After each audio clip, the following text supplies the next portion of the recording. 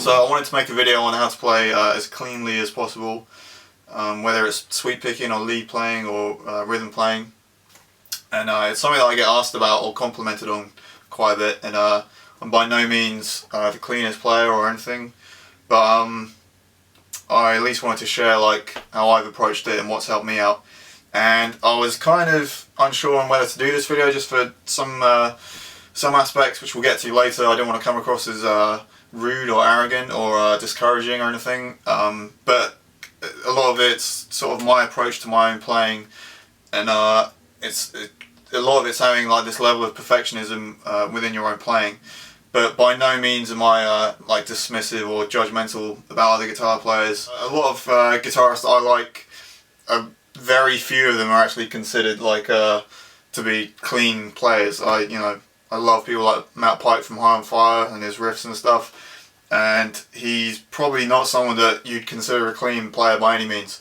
So again, I'm not. I don't want people to think that I'm, have some holier than thou outlook on it. It's just some aspects that I've adopted to help me with my playing to get it as clean as I can when it needs to be clean, which isn't all the time. So I started playing guitar when I was 10. I started on a steel string acoustic, and that is like, for people beginning, that's like the best thing you can do. Just because, the strings are a lot tougher. Like my 10-year-old hands, I remember after the first guitar lesson I had, trying to just play a D chord and just press down hard enough to fret all the notes properly was just too hard. And learning on steel string acoustics, the best thing for developing finger strength. So I just play like along to Radiohead songs. Again, another thing for beginners, the best thing you can do is start off playing open chords, songs like this. If you sort of skip over playing like just simple songs, you're sort of skipping over like the fundamentals and what playing music's all about, which is songs. So yeah, anyway, it wasn't until I was like 14 to 16 that I got interested in playing more advanced stuff or shreddery stuff. But I've never actually been into shred guitar or Joe Satriani and that kind of stuff. It was just something that was kind of fun as a challenge. I wanted to be able to play that stuff, and I just didn't want to be limited as a guitarist. When I was like 14 to 16, that's sort of when I did my most practicing a day. Even to this day, I never practice as much as I did when I was a lot younger. And even then it was an hour a day max, not even every day. I just do stuff to a metronome. And around this sort of time, especially like even like 2002, 2003 still, most studios, especially small local studios, would still be recording to tape, either reel-to-reel or ADAT machines, and computers hadn't fully taken over. So as a young band back then, you'd have to save up, your money, and at most we could afford to do like 2 days of tracking. But I think we just did a few demos back in the day. We just did one day's recording for each one, and we'd try and do like 4 or 5 songs. Now, me not knowing much about recording whatsoever, apart from just having my own 4-track at home, was the only way that I was going to get half of what makes the CD sound good is the playing being tight. And the only way that we were going to get that is if, I could go in the studio and play those songs 4 times out of 5, nailing it, no mistakes. If we had like a riff that had some, which wasn't a riff, but if you had some like, moving around a power chords and you had some scraping noise, you'd have to find different ways to fret the chords and try and just erase all those aspects of your playing without relying on, copy and pasting riffs, punching in for riffs, or even today some bands use techniques where they can just play note by note and the computer plays the guitar for them. So very early on, especially in my naivety, I just assumed that the only way that you were going to get CDs to sound as tight as they did was just to play that tight. And I didn't realise that bands would spend weeks probably tracking just the rhythm guitars on their albums. And Justice for All still to this day, in terms of the playing, still holds up. It's super tight even by today's punching in standards, because I think standards haven't really progressed across the board to this point. I think a lot of people rely on technology to help them out, and it just wasn't something I was aware of. Again, no one could really, or no one I knew could afford. It was very expensive to have your own home studio set up, especially with a computer. So I'd have like a small 4-track recorder that I'd record to tape, and I'd do like play the drums in with my fingers, and then on a keyboard, and then yeah, if you wanted it to sound tight and you didn't want to hear like annoying mistakes that would just really get on your nerves, you just have to figure out ways to play around them. So around that time when I was like 16, if my guitar teacher gave me some kind of some neoclassical thing to work on, if I was speaking to another guitar player asking what they're playing or what they were working on, to me I wouldn't be like, oh, I can play that, unless I could, you know, nail it. Like I say, 4 times out of 5, no mistakes. I'd have that standard where if I couldn't go into a recording studio, recording it to tape without relying on, you know, copy and pasting and stuff, and not spend all day doing it, it didn't really count as me being able to play it.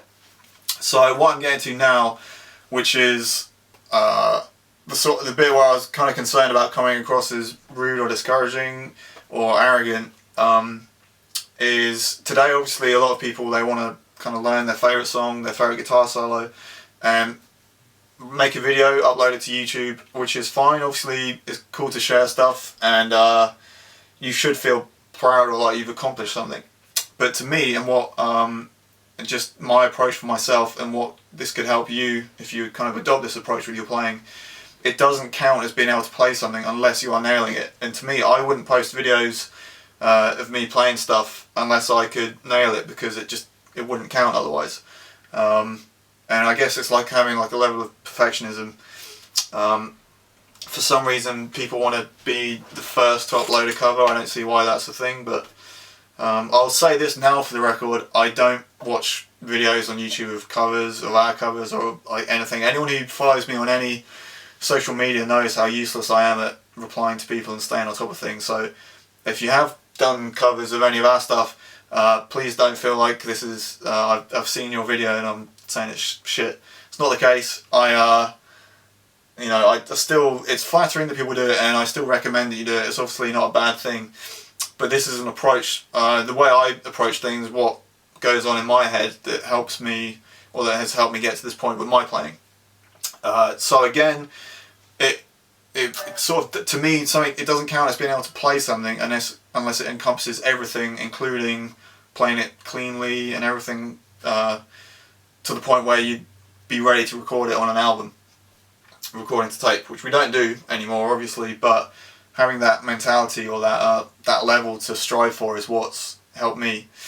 So for instance, we've got a song called Imperial, which has like a sweeping in it and some tapping during the sweeping. Now I still find that hard to play. We've been playing it for like 4 years now, night after night on tour. But what I might find hard about it might not be the same as what someone else finds hard. So to me, and I'll explain that. To me, the sweeping, that it's not that fast. I've been in it for a while. That's not a problem. You know, it's got some tapping. My right hand has to stop sweeping and come over and do these tap notes.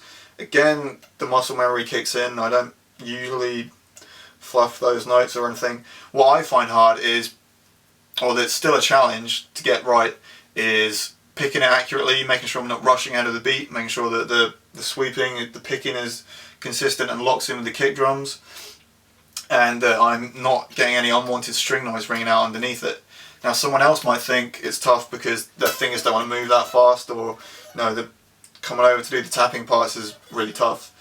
To me, if that's what you find hard and you're struggling, it doesn't really count as being able to play it. To me, like I say, it encompasses everything about being able to play something, including playing it like super in time, no unwanted string noises and stuff like that. Getting it to the level where, you know, it is CD standard or album standard, whatever. That's kind of the approach I've always had to my playing and stuff. Recording yourself's the best thing, to be honest. For me, it was always playing. I used to have 4-track recorders, so I'd record again to tape, and I'd come home every day and write riffs. I'd have to do the whole song in one take unless there was like an obvious gap that I could punch in, which is quite rare. So that got me used to recording and listening back to my own playing. and working on everything from, you know, playing chords without getting scuff noises or strings ringing out. A lot of that stuff honestly just comes with time. If you've been playing long enough, you just naturally figure out ways to mute the strings and stuff, and especially with sweep picking. I'll give you an example of something that comes naturally to me, but again, I've been doing it for a long time with sweep picking. So if I'm starting off with this kind of shape, my thumb is doing most of the muting on most of the low strings, or most of the strings that aren't this high E string at the time. Now as I get to like this note on the G string, not only is my thumb still muting these strings, the low strings, but my index finger is muting the high B and E string whilst fretting the note there. There's none of this ringing out. This isn't something that I've thought about, and it's not just me. Most people that, you know, have been doing it long enough, this stuff just does wind up coming naturally. But if you are struggling, it's the sort of thing that you might need to think about or consider. So what I've said it before in a lot of other videos, the main thing that's going to get you to where you want to be as a guitarist is practicing slowly. A lot of people might think that if you're practicing slowly, it's going to take you longer to get to those high speeds that you might want to play at. And that's not the case at all. So what I used to do, a lot of my practice was just going up and down scales, picking every note to a metronome. And I'd do that, I'd go from an F to a high F, and go up one position, down the next, running scales. And if I made a mistake, I'd just start again. And, you know, I'd just try not to get ahead of myself. I'd set the metronome at a tempo where I'd just be going.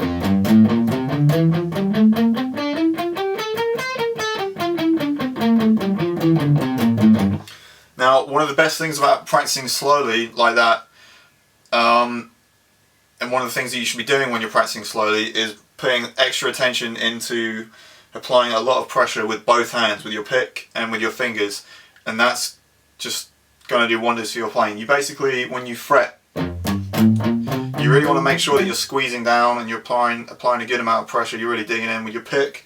You want to aim for good solid pick attack, and this just trains your muscles to really get used to playing hard and properly. And when you practice slowly, you'll also be more aware of strings ringing out, and you'll be aware of ways that your hands can move to address those issues. So I'd be practicing slowly like this, running up and down scales, and you'll find, back to increasing the speed, that when you nail something at a slow speed, if you're not getting any better, just stay at that same speed until you can do it perfectly, no mistakes, or whatever exercise you are doing, not necessarily scales. And you know, just work it up slowly and slowly. Maybe just spend like 1 week just at the same slow tempo, but really being really precise, really aware of both hands. You'll find that once you've done that for a while, increasing the metronome to higher tempos is so much easier, and because you've been applying this good amount of pressure, you've been picking really assertively and firmly, that when you do increase the BPM, actually getting faster is a lot easier than it might be, or you'll be getting to those speeds with much cleaner playing than if you just go and trying to play as fast as you can and tensing your muscles and getting stressed out and trying to rush. And I think a lot of people just want to rush to be as good as they can straight away, and they neglect, you know, these aspects of their playing. Also, anyone, you know, I'm not saying this is going to work for everyone, this is just what I've used, but I've always used the Dunlop 1.14 purple picks. They're pretty hard, and I pick quite hard, and I actually use 11 to 49 the Dario strings. One of the bonuses for having like heavy strings is it might be kind of tough for your bending and your vibrato stuff, but it's really good for rhythm stuff. The strings don't flap about too much. You can get really, you can really dig in with your picking, and then, you know, they're not going to be flapping about. You don't have to wait for the string to finish wobbling all over the place. So something else to consider is like how you practice in terms of playing with an amp. I think it's important to practice with 3 different tones. Well, playing with like a relatively distorted sound, playing with a clean sound through an amp, and just playing unplugged. Now, there are loads of benefits. People will tell you to not practice with too much distortion with an amp because you'll be able to hear that pick attack a lot more. But in terms of playing cleanly, actually playing with an amp with a relatively good amount of distortion is going to bring out all those unwanted noises, unwanted string noise, all these kind of scuff noises if you're playing chords. So it's really good to do both. And what I always did was practice with an amp, play my scales and stuff, do practice to a metronome. Maybe I'd play some piece that I was working on that my guitar teacher gave me, and then, you know, do my homework or whatever, and then I go sit in front of the TV with my guitar, just playing unplugged, and just, you know, run up and down scales, or just do really boring exercises like that one, the chromatic. Or just anything really, just to get my fingers moving, build up the strength. So yeah, like I say, if you do practice with distortion, that is a good thing. It's not something to avoid. It's crucial in getting clean playing because it emphasises all the noises coming from your guitar that you might not be hearing if you're just playing unplugged or clean.